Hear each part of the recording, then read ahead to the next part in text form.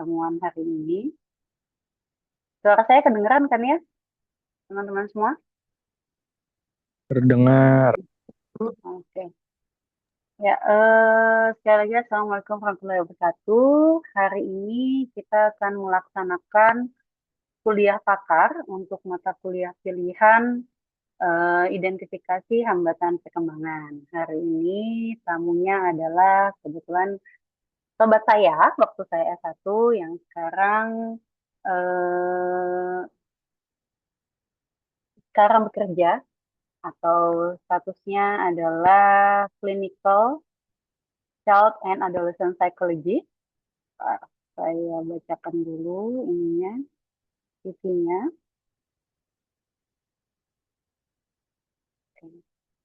Namanya Eksa Alifa Budianto, MPC Psikolog ya. Beliau adalah clinical child and adolescent psychologist,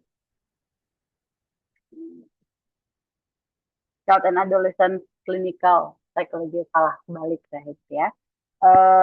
Beliau sudah berkecimpung di 6 tahun ya, Eksa, ini masih off cam. Iya, Ya. betul. Sudah 6 tahun berkecimpung sebagai psikolog klinis anak dan remaja. Sekarang bekerja di TK SD Tunas Unggul Bandung, juga associate psychologist di Biro Dipayana Bandung dan Biro Prana. Nah, dulunya beliau ini S1 Psikologi Universitas Pajajaran dan Magister Profesi Psikologi Majoring Clinical Child and Adolescent Universitas Pajajaran. Expertise-nya adalah di psychological assessment, counseling, behavior modification, rhythmic movement training, dan parenting. Nah, untuk pengalaman jadi speakernya banyak ya, teman-teman. Jadi nggak usah saya sebutkan satu persatu karena akan panjang. Nah, hari ini kita akan mendengarkan beliau sharing-sharing ya, pengalaman beliau menjadi eh, clinical psychologist di bidang anak dan remaja. Cukup sesuai ya dengan mata kuliah kita, yaitu identifikasi perkembangan, hambatan perkembangan ya, yaitu khas sekali ada di anak dan remaja. Jadi silahkan diambil ilmunya. Kalau ada yang harus bertanya sih, harus aktif ya. Saya berharap kalian aktif, apa yang bisa ditanyakan, karena nanti sehabis ini UASnya, saya akan minta rekan-rekan semua untuk melakukan observasi dan wawancara berkaitan dengan hambatan perkembangan. Jadi monggo silahkan ditanyakan kepada narasumbernya, yaitu Saudari Eksa Alifa Dianto. Oke, Eksa, saya serahkan sepenuhnya ke Eksa ya untuk memaparkan materinya. Rekan-rekan juga silahkan tanya jawab. Waktunya silahkan digunakan selama 1 jam ini. Saya pamit sebentar mau buka kelas dulu. Nanti saya akan balik lagi. Oke, monggo, Sa. Silahkan. Oke, thank you. Dipanggilnya Bu siapa sih? Bu Gina, Ibu Virus. Gina tuh. Oh, Ibu Gina. Oke, baiklah. Terima kasih, Bu Gina. Halo, selamat siang. Assalamualaikum warahmatullahi wabarakatuh. Waalaikumsalam warahmatullahi wabarakatuh. Salam kenal, teman-teman. Tadi sudah diperkenalkan ya, saya Eksa, teman kuliahnya Gina ketika di S1 di Unpad. Kami sama-sama di Unpad. Sekarang aktif di sekolah gitu ya. Jadi memang karena saya aktif di sekolah, maka sebetulnya yang saya tangani lebih banyak anak-anak TK SD. Jadi di usia sekitar dari mulai 3 2 mungkinnya dari 2 tahun sampai di kelas 6 SD gitu ya.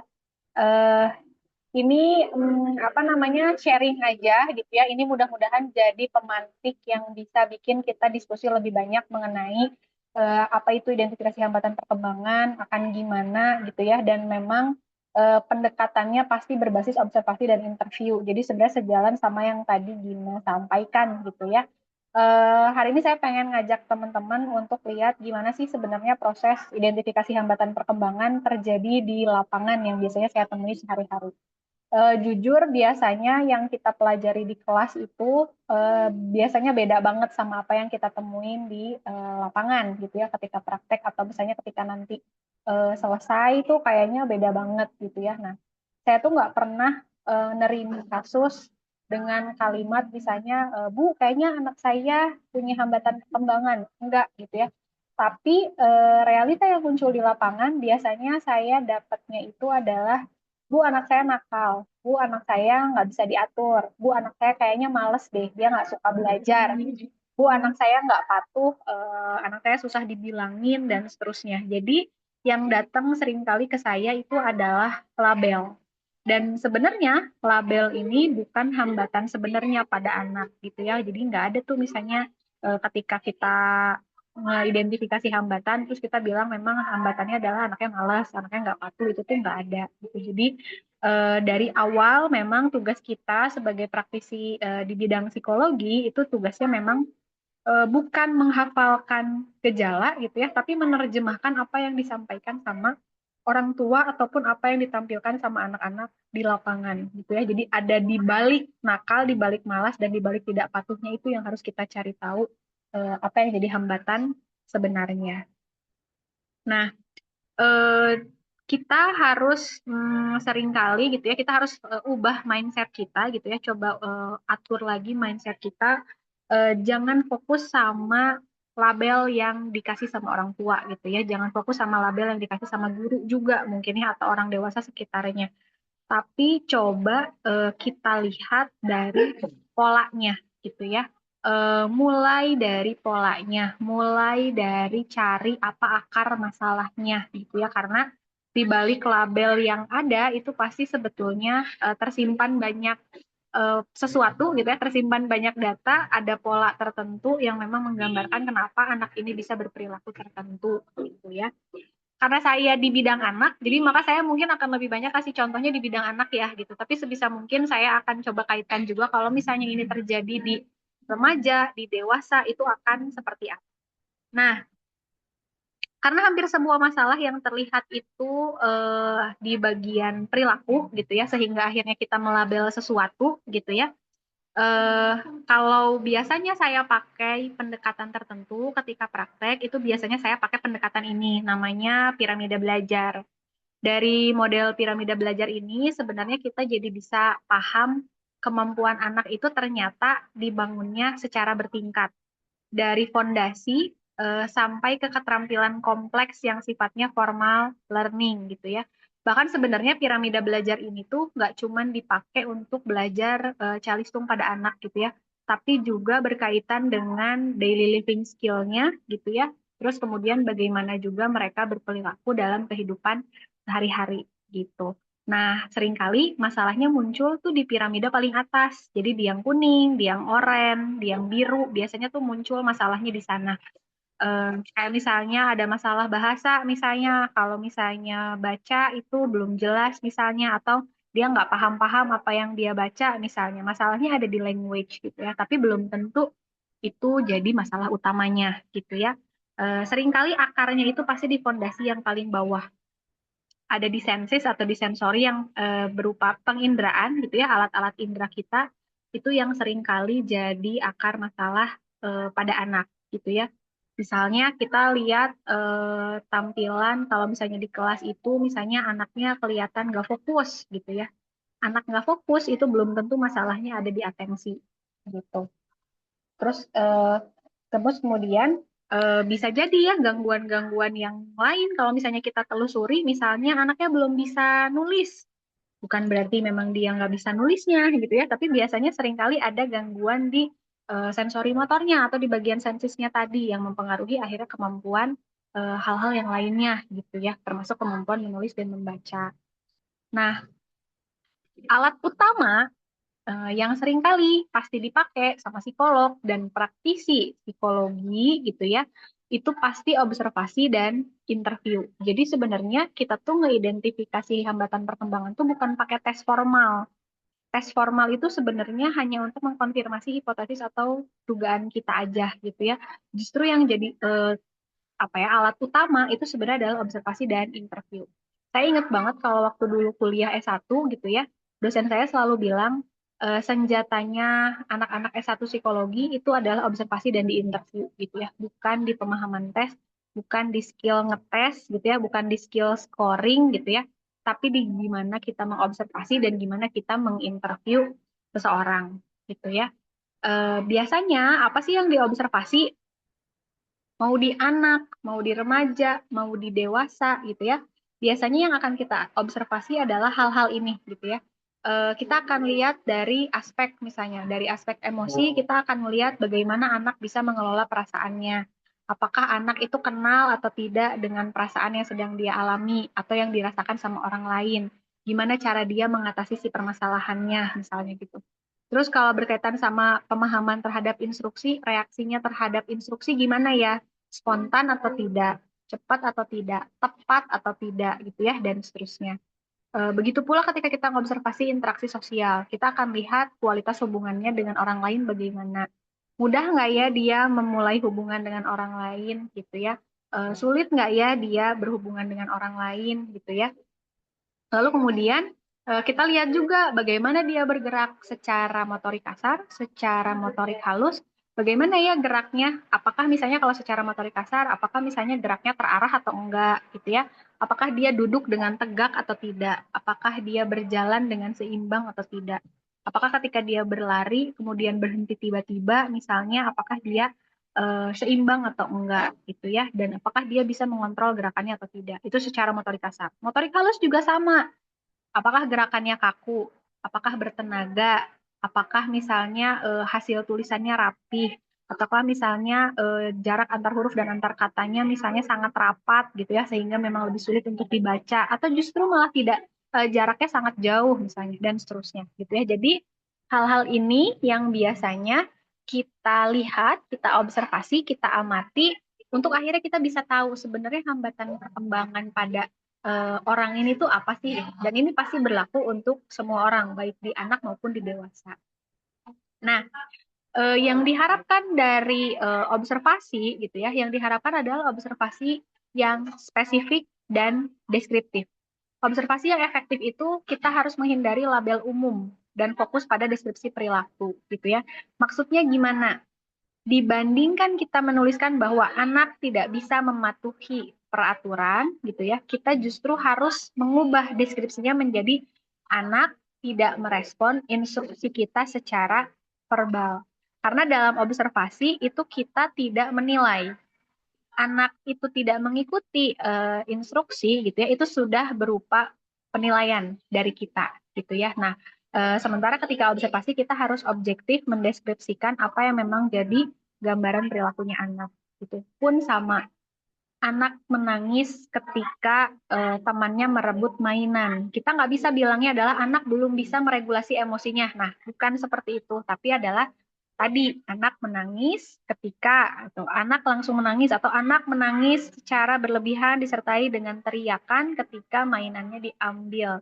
Nah, itu lebih spesifik dan deskriptif, dan itu akan membantu kita untuk mengidentifikasi akar masalah perkembangan pada anak yang itu apa sih sebetulnya secara lebih akurat. Nah, kemudian berikutnya adalah berkaitan sama interview.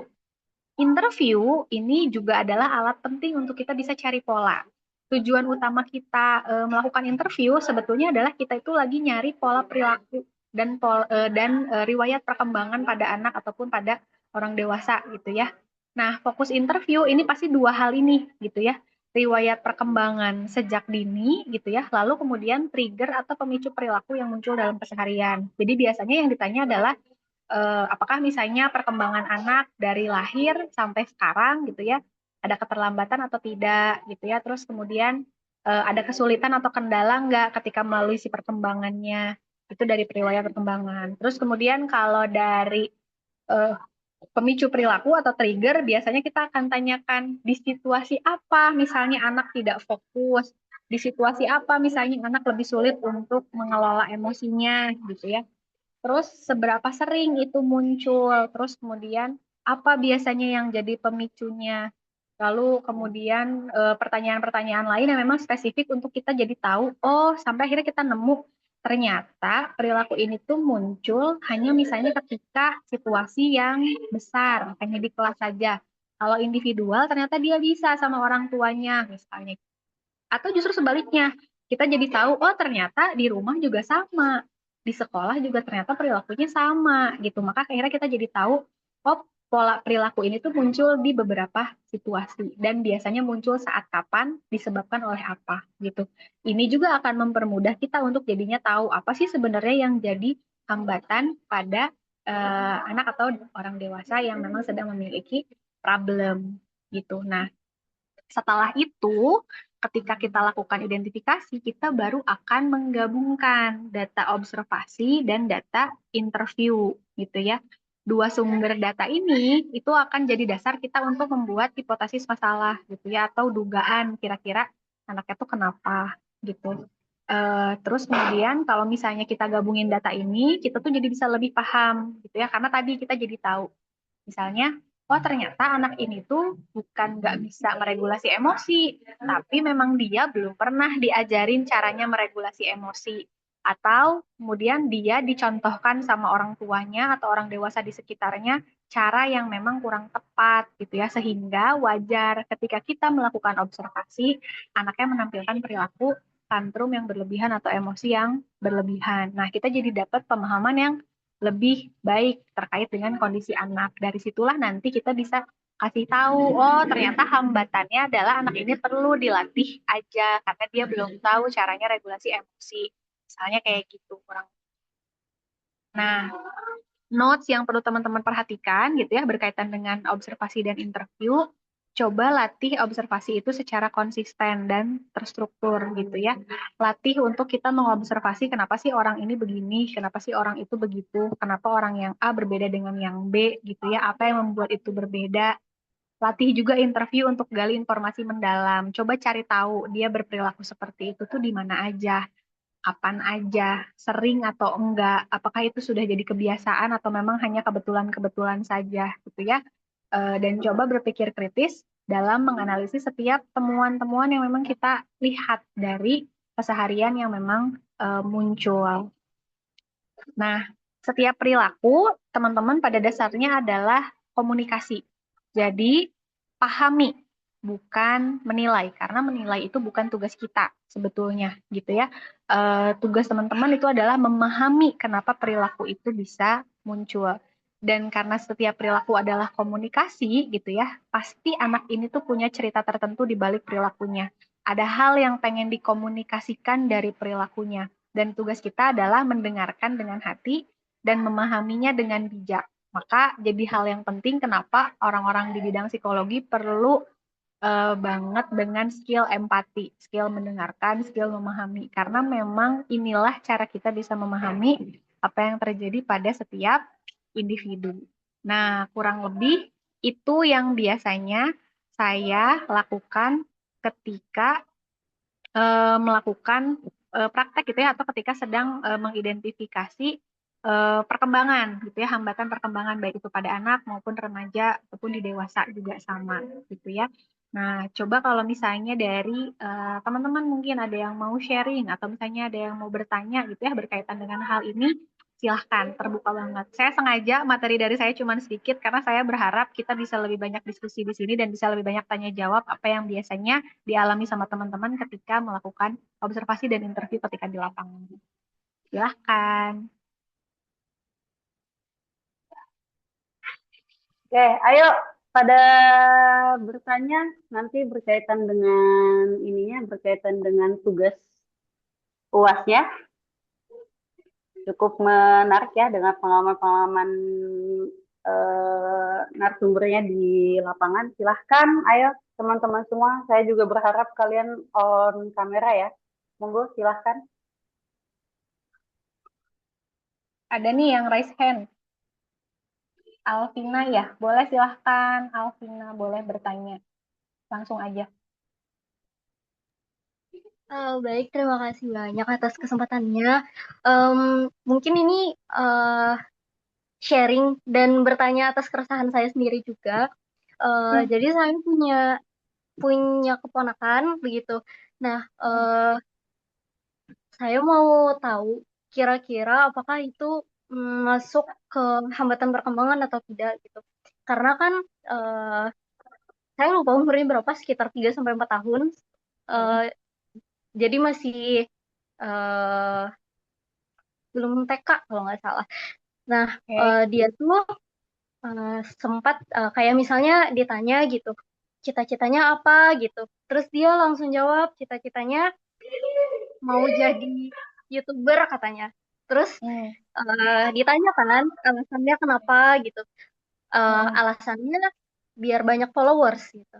Terus saya Hmm. kayak itu cukup janggal bagi saya karena eh, apakah itu karena perkembangan teknologi saja atau sebenarnya kita bisa menggali lebih jauh gitu dari jawaban anak tersebut gitu. Kira-kira kenapa sih dia sampai mikirnya yang seperti itu gitu. Sedangkan biasanya biasanya eh, banyak dari anak-anak mungkin kayak kita dulu pas anak-anak gitu mungkin maunya jadi apa, mau jadi princess, mau jadi apa, mau jadi superhero gitu, atau yang umum seperti menjadi dokter dan lain sebagainya.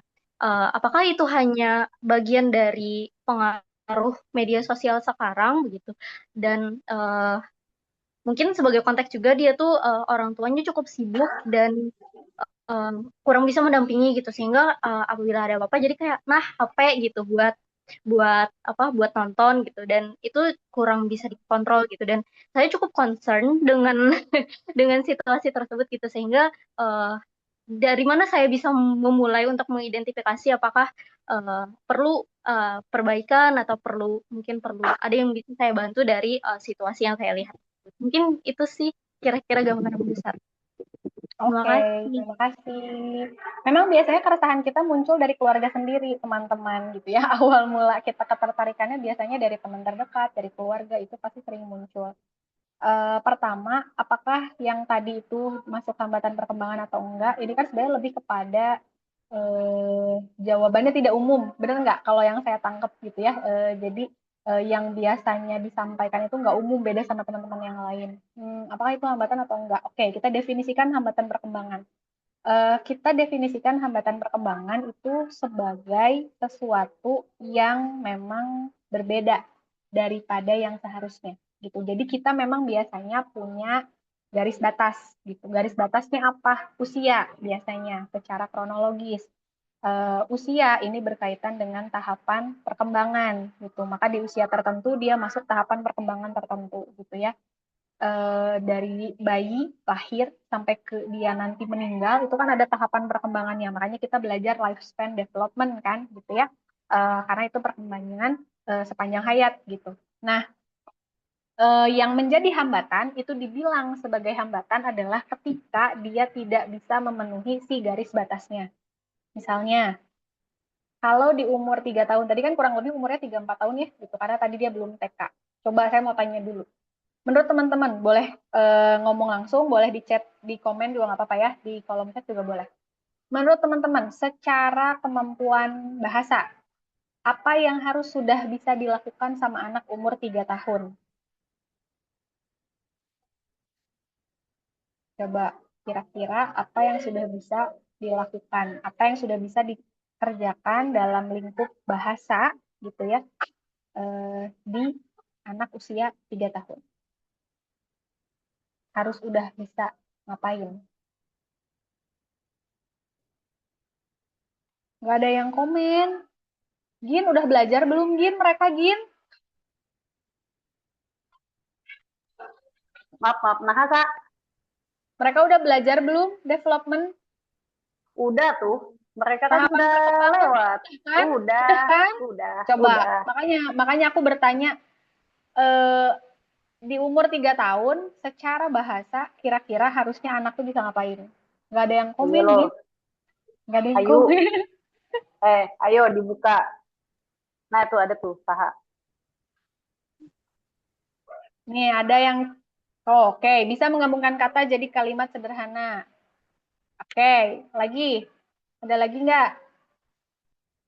Bisa diajak ngobrol dua Mm-mm. arah. Bisa ngajak ngobrol dua arah, paham instruksi sederhana juga.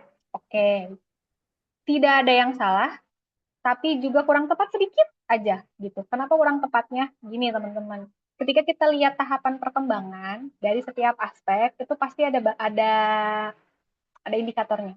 Kalau kita lihat di bahasa, kita akan lihat tadi paham instruksi dengan bisa menggabungkan kata jadi kalimat, itu sebenarnya udah ada 2 indikator dalam bahasa. Satu, bahasa reseptif. Yang kedua adalah bahasa ekspresif. Secara reseptif, dia paham instruksi. Betul, dia harusnya udah bisa paham instruksi. Secara ekspresif, betul dia harus bisa memahami atau bisa menggabungkan kata jadi kalimat. Tapi kan tetap ada batasannya, ya kan? Gitu ya, menggabungkan kata menjadi kalimat itu biasanya belum kompleks, gitu ya. Jadi biasanya baru sekitar 3 sampai 4 kata aja dalam satu kalimat di umur-umur 3 tahun, gitu ya. Udah bisa diajak ngobrol 2 arah, udah. Tapi memang pasti belum sebagus anak SD, ya kan? Karena pasti beda umurnya, 3 tahun sama yang anak SD kelas 6 tahun gitu. Maka 2 arahnya benar, tapi segimana 2 arahnya gitu. Nah, itu yang perlu teman-teman tahu ketika akan mengidentifikasi hambatan perkembangan. Paham dulu dia ada di tahap perkembangan mana. Tahu dulu bahwa secara ideal harusnya dia tuh bisa ngapain gitu. Nah, dari situ coba identifikasi. Dari yang tadi temennya tanyakan, dari yang Alvina tanyakan, kira-kira dengan dia menjawab jawabannya berbeda dengan teman-temannya yang lain gitu ya. Kira-kira itu adalah hambatan atau bukan? Coba ada yang punya pendapat?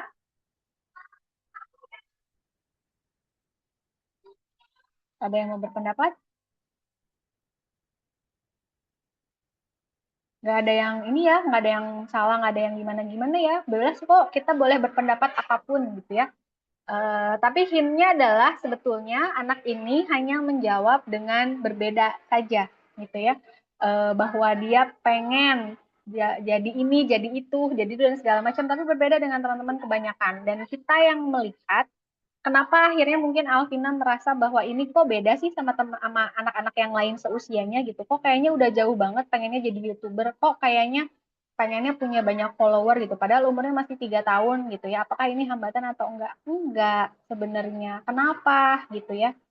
Karena yang dia punya hanya itu saja. Tapi kalau kita lihat aspeknya, bisa nggak dia menyampaikan cita-citanya? Bisa kan? Dia bisa nyampaikan cita-citanya. Terus, apakah misalnya kalimatnya mudah dipahami atau enggak? Mudah dipahami gitu sebetulnya. Jadi sebetulnya dia memenuhi enggak tahapan perkembangannya dia? Memenuhi dong, memenuhi. Nah, ketika memenuhi, berarti sebetulnya enggak ada hambatan perkembangan yang dialami, meskipun jawabannya berbeda. Karena yang kita nilai bukan konten jawabannya, tapi yang kita nilai adalah seberapa jauh dia bisa memenuhi bahasa ekspresifnya, bahasa reseptifnya. Gitu. Itu namanya hambatan perkembangan. Jadi ngelihatnya dari mana? Lihat dari tahapan perkembangan dulu. Dia di usia berapa? Maka ketika kita lagi ngomongin orang dalam tanda petik gitu ya, ngomongin perilaku orang, biasanya saya selalu akan tanya usianya berapa gitu ya. Sekarang kalau sekolah kelas berapa gitu ya. Terus kemudian apa yang menjadi concern dari si perilakunya yang dianggap atau dirasa berbeda dibandingkan dengan orang kebanyakan.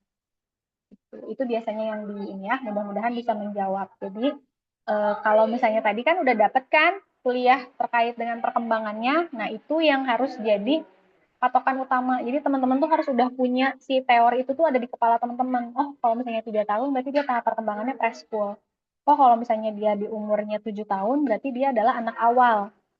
Tahap perkembangan anak awal seperti apa? Oh, nanti ternyata kalau 10 tahun dia udah di anak tengah nih, 8 sampai 10 tahun dia anak tengah gitu. Oh, nanti kalau di 15 tahun dia mulai emerging nih, udah mulai ke emerging ke adolescent misalnya.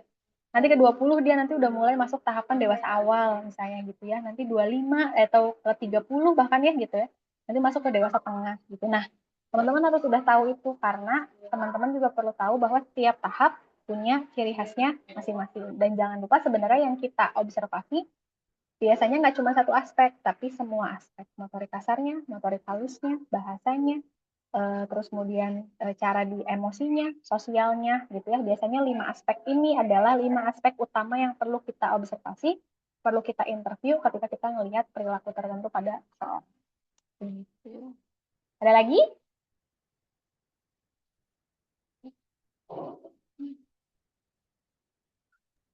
Yuk, Oke, ada yang lagi? lagi. Oke, silahkan Rahmat ya. Boleh Rahmat, boleh silahkan. Baik, terima kasih atas kesempatannya. Jadi di sini saya ingin menanyakan, kebetulan saya kemarin itu sempat magang di klinik yang kebetulan dominannya anak juga gitu. Eh, Hmm, jadi ada beberapa temuan seperti sebenarnya seringkali hambatan utama intervensi anak tuh sebenarnya berasalnya dari orang tua gitu. Kayak betul. denial atau paling sering tuh nuntut hasilnya instan gitu. Pengennya Hmm, bisa satu paket langsung berubah gitu 180 derajat. ya. Hmm, Jadi terkait hal tersebut saya muncul dua pertanyaan gitu. Jadi hmm. yang pertama itu apa sebenarnya indikator awal yang yang bisa digunakan untuk mengidentifikasi dinamika keluarga yang menghambat si anak ini gitu. Dan yang kedua, bagaimana intervensi ini agar orang tua itu dapat kooperatif lah dan ikut berproses di intervensi anak ini gitu. Seperti itu. Oke, terima kasih. Bagus banget pertanyaannya. Kalau misalnya berkaitan sama orang tua, bener tadi gitu ya, hampir selalu masalah di anak itu dipengaruhi sama orang tua. Dulu saya dikasih tahu sama dosen saya adalah fokus utamanya adalah 5 tahun pertama kehidupan, masalahnya sumbernya pasti di orang tua. Sisanya pasti sudah berkaitan sama faktor luar. Gitu. Jadi kalau ngelihat anak gitu ya, lihat usianya. Usianya 2 tahun, usianya 3 tahun, pasti akar masalahnya ada di orang tua. Nggak mungkin di anaknya. Jarang banget gitu. Kalaupun ada, biasanya sudah bawaan klinis, sudah bawaan lahir. Emang anaknya punya problem, punya diagnosa tertentu gitu ya. Tapi yang lain biasanya gitu ya, secara umum pasti masalahnya akarnya ada di orang tua. Gitu. Itu udah jadi satu kunci ya, satu keyword bahwa ketika memang kita ketemu sama anak-anak di bawah usia 5 tahun gitu ya, yang harus kita cari adalah pola orang tuanya di rumah. Apa kebiasaan yang memang kurang tepat yang dilakukan di rumah gitu, karena pasti berkaitan sama kebiasaan gitu. Karena biasanya orang tua yang concern sama perkembangan anak pun, meskipun mereka sudah mencoba mempraktekkan ilmu-ilmu parenting, biasanya tetap ada tidak tepatnya. Dan ketidaktepatan itulah yang memang bisa kita sampaikan ke orang tua, bahwa ini yang mungkin mengakibatkan hambatan perkembangannya gitu. Nah, apa indikatornya untuk akhirnya kita lihat si hambatan perkembangan tadi? Sebenarnya balik lagi, selain memang kita jadi tahu tadi keywordnya adalah kalau di bawah 5 tahun pasti akar masalahnya di orang tua gitu ya. Sisanya yang lain tetap kembali sama pahami lagi si tahapan perkembangan gitu ya. Kalau misalnya mau pakai model yang sama, mau belajar hal yang sama gitu ya, pakai model piramida belajar tadi gitu ya. Kita cari tahu gimana anak itu bergerak secara motorik kasar, dia bergerak secara motorik halus gitu ya. Bagaimana dia bisa merasakan indera-inderanya bekerja, artinya sensitif nggak dia sama suara, sensitif nggak dia sama cahaya ketika ngelihat cahaya, sensitif nggak dia sama bau misalnya gitu ya, sensitif nggak dia sama yang mainan-mainan yang berkaitan dengan keseimbangan kayak ayunan, prosotan dan seterusnya gitu misalnya gitu ya. Ketika ada satu aja yang memang dia sensitif ketika kita lagi ngajak main anak, maka itu udah jadi sign atau tanda bahwa anak ini punya hambatan tertentu gitu. Itu juga jadi indikatornya. Jadi selain kita paham tahap perkembangan, kita juga punya teori yang memang bisa memudahkan kita untuk melihat anak gitu. Itu panduannya. Kalau intervensi, gimana caranya biar orang tua itu mau bekerja sama dalam proses intervensi? Kalau itu memang lebih sulit ya sebetulnya gitu ya, karena memang tetap aja orang itu nggak akan mau berubah kalau misalnya nggak dari dirinya sendiri kan sebetulnya gitu ya. Maka sebetulnya tugas kita hanya menyampaikan saja gitu teman-teman. Kan kalau misalnya di S1 itu juga tidak ini ya, punya keterbatasan untuk akhirnya bisa menyampaikan apa yang menjadi hambatan sebetulnya gitu ya, atau apa yang bisa direkomendasikan untuk penanganan gitu ya. Maka sebetulnya eh, kalau menurut saya gitu ya, sebagai praktisi psikologi gitu ya, boleh kok hanya menyampaikan kelihatannya anaknya kesulitan fokus misalnya tuh di sini, atau kesulitan meregulasi emosi itu karena ini misalnya gitu ya, berdasarkan hasil analisa teman-teman gitu. Rekomendasinya masih rekomendasi yang standar, nggak apa-apa gitu, dan bukan jadi tanggung jawab kita sepenuhnya juga kalau orang tuanya nggak mau kooperatif sebenarnya gitu. Kita hanya bisa menyampaikan kalau ini tidak ditangani maka tahapan perkembangan berikutnya akan terhambat, maka mungkin nanti akan muncul hambatan yang lain. Misalnya, anaknya sekarang kelihatannya nggak fokus, banyak gerak misalnya gitu ya. Tapi kan anaknya bagus nih, aktif misalnya gitu. Kalau anaknya aktif kan berarti anaknya pinter, harusnya dia nggak akan kayak gimana-gimana. Dia bisa kok, dia paham, dia belajarnya cepet. Kalau dikasih tahu apa-apa dia langsung bisa. Nah, ketika dalam posisi seperti itu, gitu ya, kita boleh sampaikan, betul Bunda, sekarang gitu ya, betul Ayah, betul Bunda, sekarang memang anaknya tidak bermasalah, gitu ya. Tapi ketika nanti permasalahannya atau pembelajarannya semakin sulit karena dia tidak fokus, lama-kelamaan dia bisa tidak menangkap apa yang kita instruksikan. Ambil juga contoh nyata, biasanya orang tua itu akan ngeh sama contoh nyata, kayak misalnya, Bun, tadi saya coba kasih instruksi, tolong ambilin ini, terus kemudian simpen barangnya di lemari yang A. Tapi anaknya kayaknya susah, Bun. Dia nanya terus, abis ini apa? Abis ini apa? Di rumah kayak gitu juga nggak, Bunda? Oh iya, saya juga di rumah biasanya anaknya begini, begini, begini. Biasanya orang tua akan terbuka di sana. Dan ketika orang tua terbuka di sana, kita jadi bisa tahu, nah ini Bun, gitu, yang jadi polanya, bahwa anak ini banyak gerak sehingga dia tidak fokus. Jadi dia tidak bisa melihat atau tidak bisa mendengar apa yang kita instruksikan. Gitu. Jadi biasanya nanya apa yang terjadi di keseharian tuh di sana. Itu poin interview yang harus digali gitu. Kita harus bisa ngegali sampai ke sana. Itu mah jam terbang, teman-teman pasti akan explore dulu sebenarnya caranya gimana. Mungkin kalau di awal-awal tuh nanya tuh masih template gitu ya, masih template, masih riwayat perkembangannya gimana, ada telat atau enggak gitu ya. Tapi nanti seiring berjalannya waktu, pasti teman-teman akan bisa nemu strateginya gimana untuk ngegali si pola-pola tadi gitu. Dan biasanya kalau kita bisa nemuin hal yang sama antara yang terjadi di rumah sama apa yang terjadi kita ketika kita lakukan observasi, orang tua biasanya akan jadi lebih terbuka dan akan jadi lebih kooperatif untuk melakukan penanganan. Begitu, Rahmat. Mudah-mudahan membantu ya. Terima kasih, Bu. Sama-sama. Ada lagi yang mau bertanya?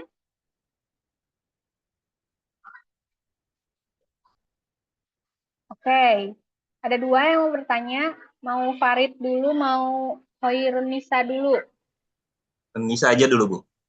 Oke, boleh. Silakan Nisa. Terima kasih sudah mengalah ya. Oke, makasih banyak atas kesempatannya untuk bertanya. Oke. Kebetulan kan saya sebelumnya magang itu di puskesmas ya Bu ya.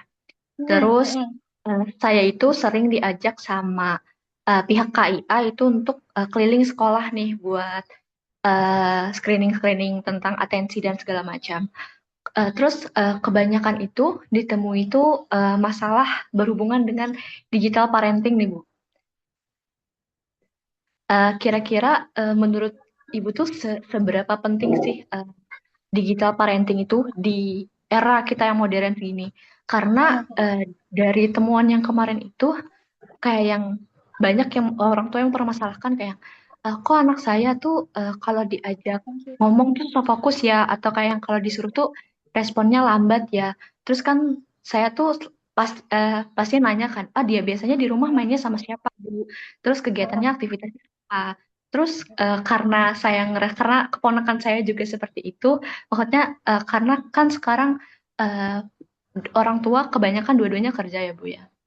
Dan solusi dari mereka biasanya untuk supaya tenang nih anak nih dikasih sama HP. Jadi tuh kebanyakan kayak yang dia bisa belajarnya dari HP kok. Dia ada juga kasus kemarin itu karena orang tuanya merasa senang nih Bu, dia bisa menggunakan gadget di usia 3 tahun gitu, dan dia bisa menguasai bahasa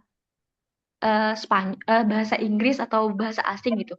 Itu menjadi suatu kebanggaan gitu. Nah, padahal seharusnya di masa-masa pertumbuhan seperti itu kan kita mengenali bahasa ibu kita sendiri. Pada akhirnya dia karena tidak menguasai bahasanya sendiri, itu tuh menghasilkan dia waktu itu karena tidak bisa, orang tuanya tidak paham dengan bahasa yang dia gunakan, pada akhirnya dia jika ingin menyampaikan sesuatu akhirnya tantrum, regulasi emosinya kayak eh, intinya tantrum, suka lempar barang, ngamuk-ngamuk gitu-gitu. Jadi kayak yang menurut Ibu eh, digital parenting tuh penting banget gak sih untuk masa-masa anak-anak yang sekarang sudah terpapar gadget di usia yang mungkin seharusnya belum gitu. Mungkin itu yang mau saya tanyakan. Oke, terima kasih pertanyaannya. Kalau ditanya penting atau nggak penting, sebenarnya semua hal yang diedukasi itu sebenarnya penting ya, sebenarnya gitu ya. Jadi artinya itu adalah hal yang memang harus kita waspadai juga. Tapi di sisi lain, kita juga tidak boleh menutup mata bahwa memang anak-anak di zaman sekarang dan alfa gitu ya, memang mereka udah familiar sama gadget itu sejak lahir. Mereka nggak pernah ada di masa nggak digital. Mereka lahir di masa digital sebenarnya gitu ya.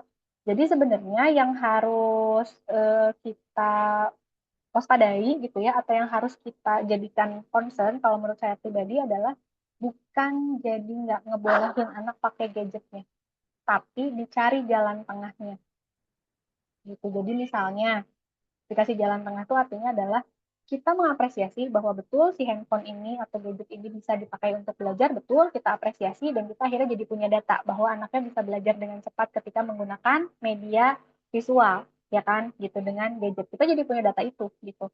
Nggak boleh dihilangin data itu karena itu tetap data, gitu ya. Kita jadi dapat gambaran tentang si anak. Tapi di sisi lain bahwa memang betul misalnya kayak tadi gitu ya, anaknya jadinya regulasi emosinya jadi jelek gitu misalnya, atau jadi kurang banget, gampang banget tantrum gitu ya, ngomongnya juga jadi nggak jelas karena dia nggak kenal sama bahasa ibunya sendiri gitu ya. Itu juga sama bagian dari data yang harus disampaikan. Maka sebenarnya biasanya tugas kita tuh sebetulnya di nyari jalan tengahnya. Oke, orang tuanya sibuk. Oke, orang tuanya kerja. Oke, orang tuanya hanya punya cara untuk pakai gadget biar anaknya anteng. Kita cari cara, cari jalan tengah, mana yang bisa dilakuin, mana yang bolehnya. Gak mungkin kita kasih ideal banget, jangan ya bunda gitu, nggak boleh pakai handphone sama sekali karena nanti matanya rusak dan segala macam, terus belum usianya lalala. Nggak bisa juga kita langsung kayak gitu. Tapi kita harus cari atau kita boleh ubah mindset si orang tua bahwa gadget ini plus minus loh, ayah bunda gitu. Plusnya adalah ini yang tadi kita sampaikan gitu ya, yang kita temukan, tapi minusnya yang ini loh gitu. Nah, kasihan anaknya misalnya gitu, di saat dia harusnya banyak bergerak dia malah jadi diem misalnya.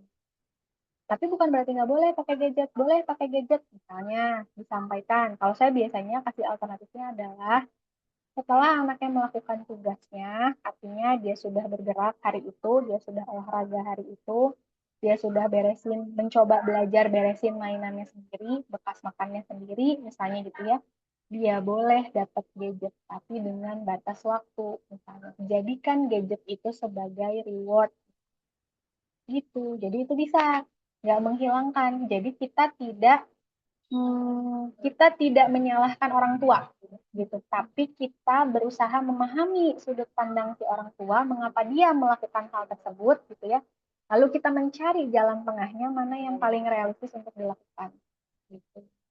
Itu yang biasanya bisa dilakukan. Jadi kalau penting nggak ya penting, tetap harus dikasih tahu bahwa memang anjurannya di umur 3 tahun mah jangan dulu ada gadget gitu ya, kecuali untuk video call. Tetap itu mah harus dikasih tahu. Tapi kita harus tahu juga kenapa kita menyarankan itu. Karena anaknya masih butuh penguatan motorik kasar.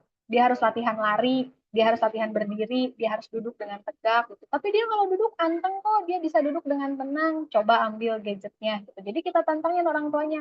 Ambil gadgetnya. Ketika gadgetnya diambil, tenang nggak anak? Kalau anaknya nggak tenang, berarti dia nggak bisa tenang di semua kegiatan. Berarti nggak tercapai tuh, nggak bisa kita bilang bahwa anaknya anteng, anaknya tenang, nggak bisa gitu, karena ternyata tidak terjadi di semua aspek. Itu kan bisa kita kita sinkronkan sama data yang kita amati sebenarnya gitu. Jadi yang kita omongin ke orang tua based on data dan based on teorinya tetap ada. Jadi pasti akan tetap harus penting untuk melakukan digital parenting ini. Bayang ya?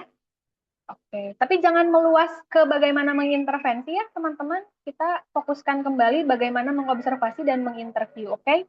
Karena kan itu tujuan kita berdiskusi hari ini gitu ya. Jadi jangan lupa bahwa yang perlu teman-teman latih, yang perlu teman-teman kembangkan adalah mengidentifikasinya, bukan menanganinya. Karena menangani mah bertahap, nggak harus sama teman-teman, bisa sama psikolognya gitu ya. Nah, jadi balikin lagi fokusnya ke bagaimana kita mengidentifikasi hambatan perkembangan. Begitu ya, Nisa. Semoga membantu. Oke, lanjut sama Farid mungkin ya. Silakan Farid, mau bertanya apa? Mungkin tadi kalau contoh tadi mirip dengan Nisa, Bu. Tapi katanya itu gimana ya? Bukan tentang digitalnya, tapi kalau kalau menurut Ulun, Ulun kan suka nongkrong dengan warga-warga di komplek Ulun gitu, Bu. Terus dengan bapak-bapak, atau selama Ulun kemarin juga magang sama Ulun dengan Nisa di puskesmas, tapi Ulun di puskesmas Cempaka. Ada beberapa orang tua itu yang punya kekhawatiran. Sebenarnya menurut Ulun, dari yang Ibu bilang tadi, bahwa secara sudut pandang Ulun, anak itu tidak bermasalah sama sekali. Tapi kalau yang Ulun lihat itu, anak itu memang jenius gitu, Bu. Bahwa dia tuh memahami dan lain halnya. Tapi karena kejeniusan itu, topik yang dibicarakan dia sama anak seusia dia itu nggak sesuai gitu, Bu. Contohnya itu ada supervisor Ulun waktu itu anaknya itu masih SD, Ulun lupa apa kelas 2 apa kelas 3 saat itu. Dia anaknya sudah membicarakan tentang sejarah Perang Dunia. Maksud Ulun, anak kelas 3 SD membicarakan Perang Dunia, sedangkan di anak di usianya baru berbicara tentang video game gitu. Kekhawatiran orang tua yang tersebut adalah bahwa anak itu saat terjadi hal tersebut, bahwa anaknya memang jenius, pintar dan lain-lain, tapi secara sosial itu tidak relate dengan usianya gitu, Bu, dengan lingkungannya. Nah, ketakutan yang Ulun lihat tuh, ketakutan orang tua tuh adalah bahwa anak-anak tersebut nanti di sosialnya sampai akhirnya tidak punya teman sebayanya gitu, Bu, karena memang tidak relate. Kan memang kata orang tuanya sendiri waktu ditanya kenapa nggak mau main, kata dia nggak asik bermain dengan teman-temannya yang di SD-nya, teman-teman di lingkungannya, karena pembicaraannya berbeda gitu. Dan memang anak SD kelas 3 SD membicarakan tentang perang Nazi kan agak membingungkan gitu untuk teman. Benar. Jadi itu tuh, nah maksud dulu ini mungkin mohon maaf Bu, mungkin lebih ke mengedukasi atau bagaimana cara memberi pemahaman orang tua, atau setidaknya apakah itu baik-baik saja kepada anaknya untuk masalah ke depan gitu, Bu. Oke. Saya jadi terinsight sesuatu dengan pertanyaannya ini gitu ya. Yang jadi balik lagi ke kita harus samakan persepsi juga berkaitan sama hambatan perkembangan gitu ya. Yang dimaksud hambatan perkembangan pada dasarnya bukan hanya berkaitan dengan terlambat atau kurang. Terlalu berlebihan di atas rata-rata itu juga hambatan sebenarnya. Jadi kita juga perlu tahu batas normal nih, kelas 3 SD segini nih, sebulatan ini nih, misalnya sebulatan ini gitu ya. Kalau terlalu oke, terlalu rendah, itu udah hambatan gitu. Jadi sebenarnya yang kalau misalnya nih, anggaplah ini di sini nih garisnya gitu ya. Ada yang di sini, ada yang di sini gitu ya. Ada yang ke sini sedikit gitu ya, ada yang ke sini, ada yang ke sana. Itu sebetulnya masih kita bilang variasi perkembangan. Artinya ada plusnya, ada minusnya. Tapi kalau misalnya dia jauh dari garis batasnya, terlalu atas atau terlalu bawah, kalau kita bayanginnya analogiin sama level kecerdasan. Level kecerdasan ada rata-rata, ada di bawah rata-rata, ada di atas rata-rata, ada yang jenius, superior gitu ya. Nah, yang bergerak di rata-rata itu adalah normalnya. Dan semua tahapan perkembangan pasti bergerak di garis rata-rata. Yang di bawah rata-rata kita bilang hambatan. Di atas rata-rata dan yang superior itu juga hambatan perkembangan. Jadi sebenarnya cara kita ngelihatnya juga dia juga memang punya hambatan perkembangan. Di area mana hambatan perkembangannya? Ya memang mungkin bukan di kognitif hambatan perkembangannya kalau dari kasus yang tadi disampaikan ya gitu. Bukan di situ hambatannya. Hambatannya di mana? Di sosial. Bagaimana dia menyesuaikan diri dengan teman-temannya. Itu hambatannya. Di bagian yang mana gitu ya? Di menyesuaikannya. Bisa jadi bahasanya juga menjadi permasalahan. Kenapa? Karena dia tidak bisa menyesuaikan gaya bahasa dengan anak-anak seusianya. Hambatan nggak? Hambatan, karena dia jadinya tidak adaptif di lingkungan sosial gitu. Jadi kita perlu apa ya? Kita perlu tahu juga gitu ya jadi harus diingat bahwa yang namanya hambatan perkembangan itu nggak selalu berkaitan sama kurang. Terlalu berlebihan itu juga jadi hambatan perkembangan. Maka sebetulnya itu sudah bisa kita kategorikan sebagai anak yang punya hambatan perkembangan gitu, meskipun secara akademik atau secara kognitif dia oke gitu. Terus gimana cara mengedukasinya? Ya tadi, karena kita sudah tahu bahwa sebenarnya dia punya hambatan gitu ya, betul ada kebanggaan sendiri bahwa memang anaknya pintar dan segala macam. Kita apresiasi orang tuanya gitu ya, alhamdulillah anaknya memang tidak akan ada kesulitan dalam hal ini dan segala macamnya. Tapi minusnya gitu ya, memang anak ini jadi lebih sulit untuk menyesuaikan diri. Apa yang perlu dilakukan? Nah, itu teman-teman cari tahu gimana strateginya, apa yang harus dilakukan misalnya. Apakah memang ternyata dia perlu dicontohin dulu, misalnya, gitu ya? Karena kan anaknya pinter banget, gitu ya. Atau sebenarnya cukup diedukasi langsung ke anaknya, gitu, bahwa begini loh caranya main sama teman-teman kalian tuh, gitu ya, teman-teman yang sebaya tuh begini loh, gitu. Atau misalnya kita ajak dia mengamati lingkungan sosial, misalnya, menurut kamu teman-teman kamu tuh sukanya ngapain? Sukanya main apa? Atau kalau lagi main gamenya apa? Gitu ya. Ajak dia misalnya ikutin permainannya, gitu ya. Seru nggak? Nggak seru, aku tetap nggak seru, aku lebih suka kayak gini. Oke, sampaikan ke anaknya, tapi kamu akan berbeda sama teman-teman yang lain. Gitu. Karena teman-teman yang lain akan melakukan hal yang begini. Apa-apa nggak sama kamu? Atau kamu nggak apa-apa, sendirian aja? Ya nggak apa-apa. Ya udah, kalau nggak apa-apa sih aja. Kan nggak harus semuanya jadi bisa berjalan seiringan dengan teman sebaya. Kalau emang anak yang nggak nyaman, ya nggak usah. Gitu. Tinggal nanti kita kasih tahu batasannya.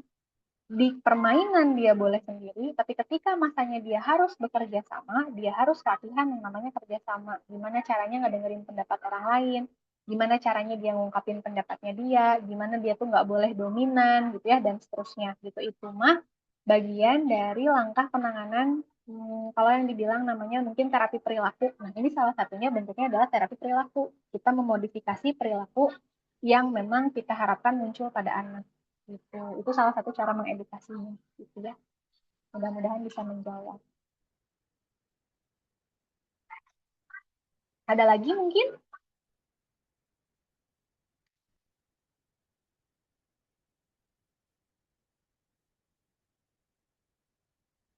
Gimana teman-teman? Ada lagi kah? Di Tunas Unggul banyak ini enggak, banyak kayak kasus-kasus gitu, Kak? Banyak dong, tentu saja. Tunas Unggul itu sekolah inklusi teman-teman. Jadi selain memang ada anak-anak yang memang tipikal gitu ya, yang sesuai dengan tahapan perkembangannya tadi gitu ya, atau yang kita bisa bilang dalam tanda petik normal gitu ya.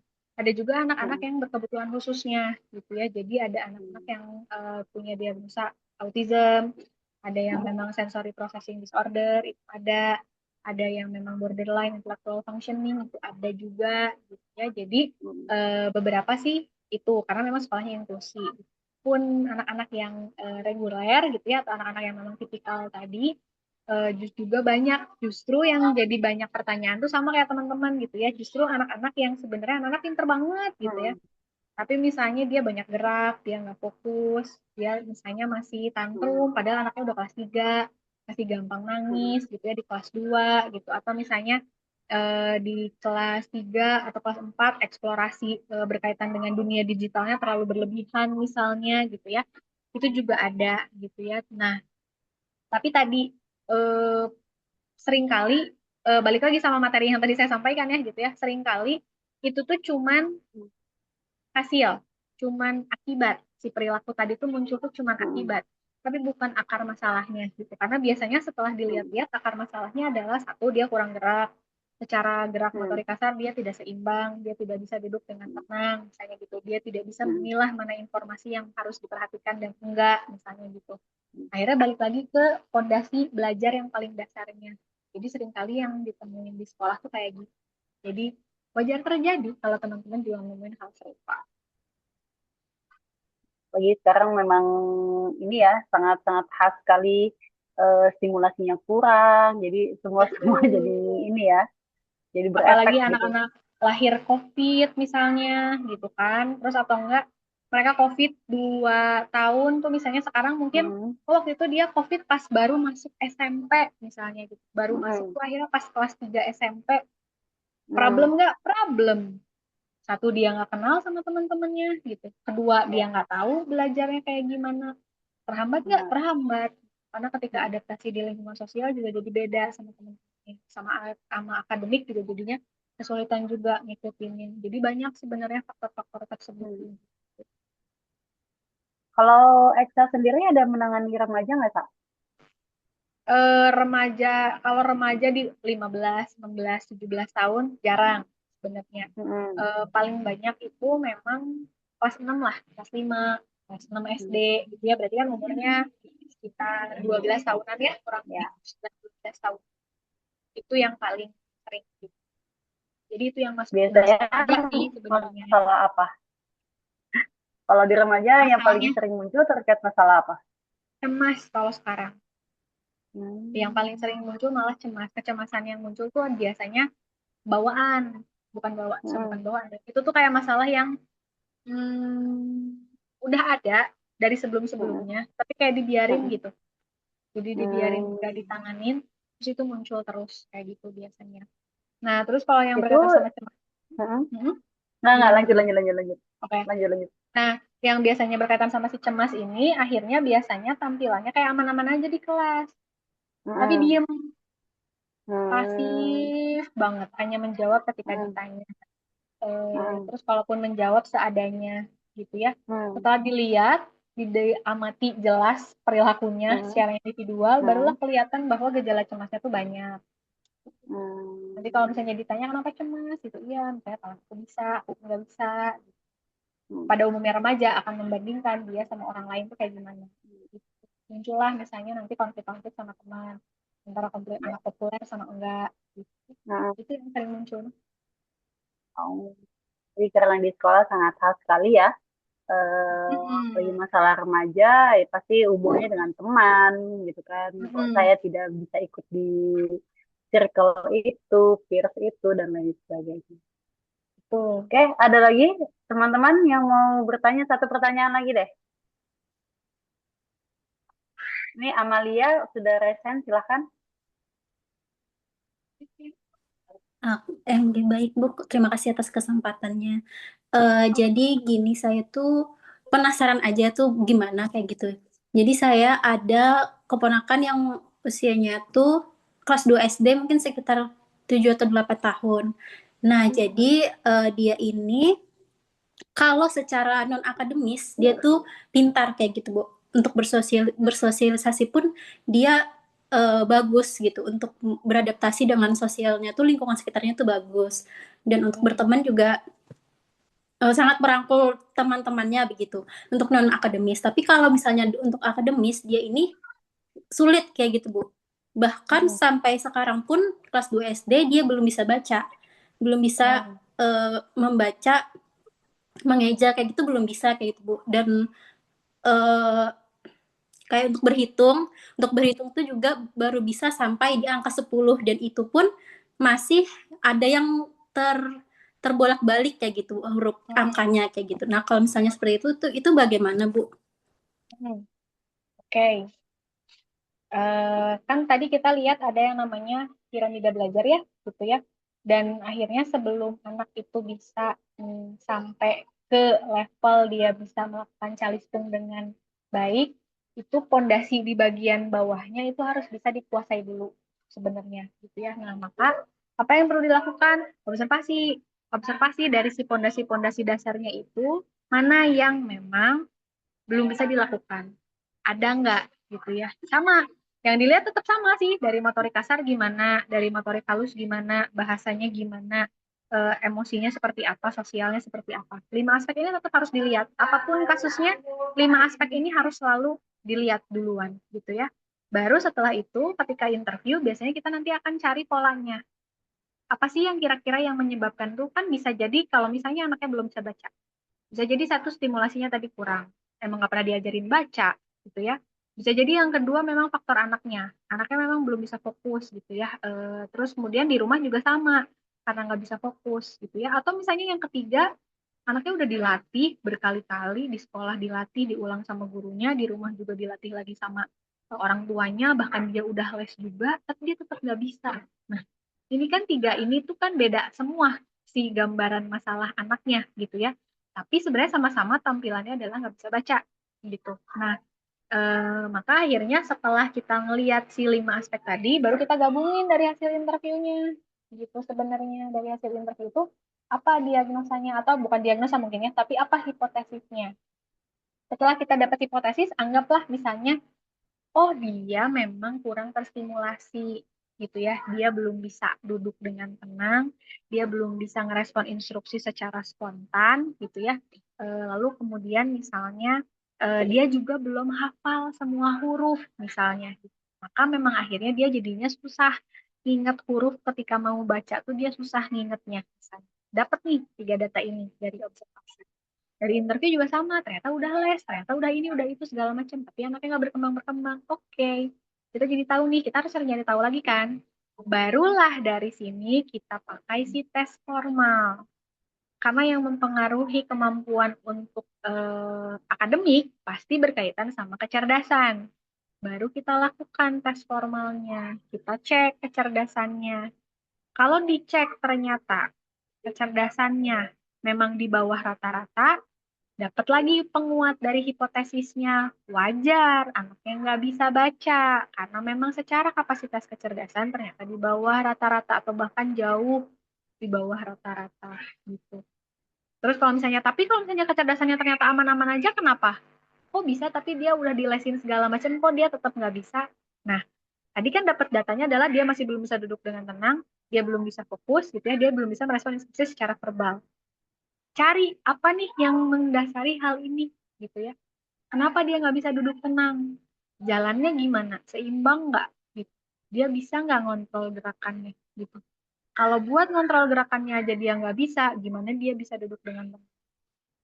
Nanti berarti kita jadi tahu, oh berarti yang bikin dia nggak masuk-masuk instruksinya, dia nggak hafal-hafal si huruf-hurufnya, itu tuh sebenarnya berarti adalah karena emang anaknya belum bisa tenang, anaknya belum bisa fokus, gitu. Tahu deh akar masalahnya apa. Dan hampir semua akar masalah berawal dari fokus, gitu ya. Kalau dia nggak bisa fokus, maka akhirnya dia nggak bisa dapat instruksi, dia nggak bisa memproses informasinya dengan baik, gitu ya. Akhirnya jadinya skip tuh yang udah diajarin itu. Itu yang biasanya terjadi sama anak-anak yang pintar, gitu ya. Nggak fokusnya itu karena anaknya nggak bisa tenang. Kalau anak nggak bisa tenang, berarti akar masalahnya apa? Ada di motorik kasar, berarti keseimbangan tubuhnya nggak baik, dia nggak bisa duduk dengan tenang, berarti dia nggak bisa ngontrol gerakan tubuhnya supaya punggungnya bisa duduk dengan tegak, dengan tenang, dia nggak bisa ngatur gimana posisi panggul dan pinggulnya ini supaya dia bisa menopang tubuhnya ketika duduk dengan baik, kayak gitu biasanya gitu. Maka akhirnya dia jadinya nggak fokus, jadilah efeknya nggak bisa baca gitu. Terus nanti harus gimana penanganannya? Tanganin akarnya. Apa yang tadi akarnya? Motorik kasar. Berarti latihannya harus motorik kasar dulu. Latih dulu anaknya biar bisa duduk tenang. Bukan ngelatih bacanya. Karena ngelatih baca itu cuman ngatasin di piramida atasnya aja. Pondasinya nggak diatasin. Maka bisa jadi ketika kita ngajarin mati-matian baca, anaknya frustasi. Gitu. Anaknya frustasi, anaknya capek, nggak masuk-masuk juga sih materi. Gitu. Mudah-mudahan bisa membantu ya. Baik, terima kasih Ibu. Sama. Oke, Pak, terakhir tuh ada di chat. Oke, apa ini? Bisa nggak mukanya? Sebaiknya kita nggak fokus pada label, tapi pada perilaku yang ditampilkan anak. Namun saat ini label pada anak nggak datang dari orang tua aja, tapi dari sekolah. Oke, ada juga label positif. Dari perspektif psikologi perkembangan, apakah label yang terus diulang? Kalau anak terus mengulang label terulang, apakah ada resiko label tersebut berubah jadi self-fulfilling prophecy? Dimana perilaku sesuai label, sehingga mempengaruhi konsep diri dan emosi. Iya, betul. Betul. Itu pasti akan berpengaruh kok, sama label itu bisa jadi istilahnya mah terwujud gitu ya. Bisa jadi anaknya juga malah bergerak ke arah sana gitu ya. Kenapa? Kenapa dia bisa bergerak ke arah sana? Pada dasarnya adalah karena anaknya nggak dipahami, anaknya nggak didengerin. Kan tadi saya bilang setiap perilaku anak itu adalah cara mereka berkomunikasi, cara mereka ngasih tahu sebenarnya dia tuh butuh apa, gitu kan. Nah, ketika kita udah langsung bilang, ya udah kamu mah emang anaknya gitu, nggak nurut, maka akhirnya dia punya konsep bahwa ya memang saya anaknya nggak nurut, berarti kan nggak apa-apa kalau misalnya memang saya nggak ngikutin aturan. Itu mungkin terjadi. Nah, itu sangat mungkin terjadi kayak gitu. Jadi sebetulnya yang memang harus pintar-pintar banyak mengedukasi memang kita, nggak boleh ngelabel anak. Jadi jangan sampai ketika kita juga bikin laporan observasi kita ngelabel gitu. Kayak yang diminta dalam observasi adalah sampaikan perilakunya, bukan label dari kitanya.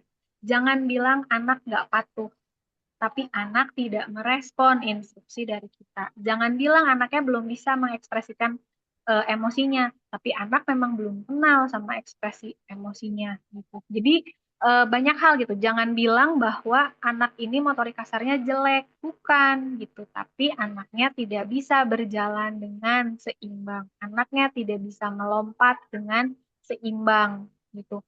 Anak mampu berjalan. Jadi kita hanya mendeskripsikan gitu. Jadi jangan sampai, karena seringkali label itu juga datang dari kita. Karena kita udah punya persepsi duluan, kita udah menilai duluan, maka kita ngelihat, ya emang anak ini emang gak patuh terus ya, iya anak ini emang gak nurut ya tiap kali dikasih tahu. Nah, secara nggak langsung itu juga kita udah bikin label ke anaknya gitu. Dan diucapkan atau tidak, label itu akan dirasakan sama si anak gitu. Jadi makanya hati-hati dalam melakukan observasi gitu ya. Kita di sana hanya memahami anak, bukan menilai si anak gitu. Kita hanya mendeskripsikan perilakunya saja.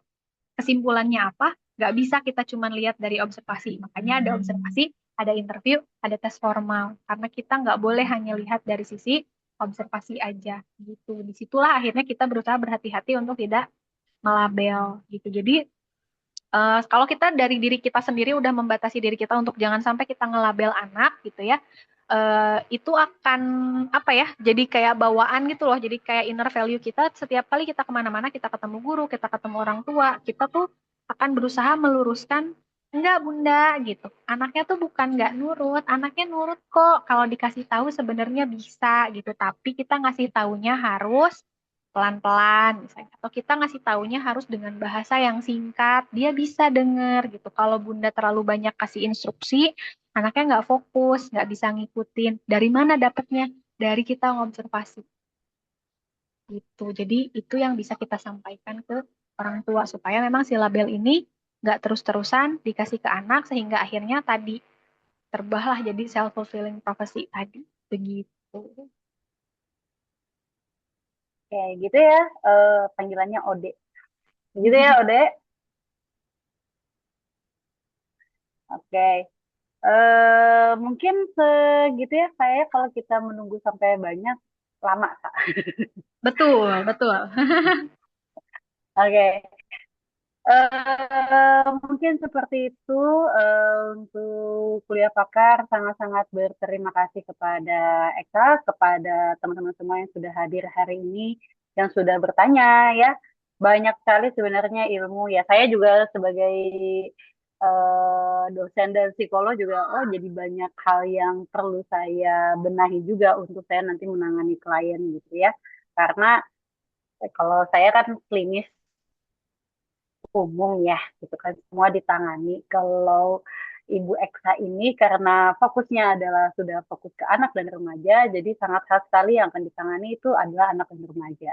Itu salah satu ranah yang memang agak jujur bagi diriku sulit ya, gitu kan untuk menanganinya karena kalau di anak dan remaja hanya anak dan remajanya, tapi bagaimana hubungan dia dengan lingkungannya yang harus diperhatikan. Seperti yang biasa kita sampaikan di kelas ya, teman-teman. Mungkin itu terima kasih atas waktunya kepada teman-teman, kepada Eksa juga yang sudah meluangkan waktu di hari Senin. Mudah-mudahan kita ada ini lagi ya, ada kolaborasi lagi, udah lama banget. Psikologis gitu. Dari kemarin kita ngobrolnya ya cuma sebagai teman, tapi kita belum pernah benar-benar ngobrol sebagai psikolog. Kayak benar-benar harus ngobrol kita habis ini ya. Dengan senang hati, Begitu. boleh. Siap. Oke, rekan-rekan semua, terima kasih atas waktunya. Kita akhiri pertemuan hari ini. Kita akan bertemu lagi di minggu depan ya untuk materi terakhir sebelum kalian akan turun lapangan melakukan observasi dan interview. Dan tadi sesuai dengan yang ilmu yang diberikan oleh Ibu Eka. Oke, saya cukupkan. Terima kasih. Wassalamualaikum warahmatullahi wabarakatuh. Waalaikumsalam warahmatullahi wabarakatuh. Terima kasih, Bu. Dadah. Terima Sampai jumpa, kasih, Bu. teman. Terima kasih ya. Mudah-mudahan tidak Ya. kapok berdiskusi denganku. Tidak lah, jangan kapok lah. Mohon pisah nih ya, Sa. Oke. Live ya. Dah, Sudah berjoin. Assalamualaikum. Iya, dadah. Waalaikumsalam. Oke, monggo guys. Kalau ada yang mau live, silahkan. Terima kasih, Bu. Ya, saya N ya.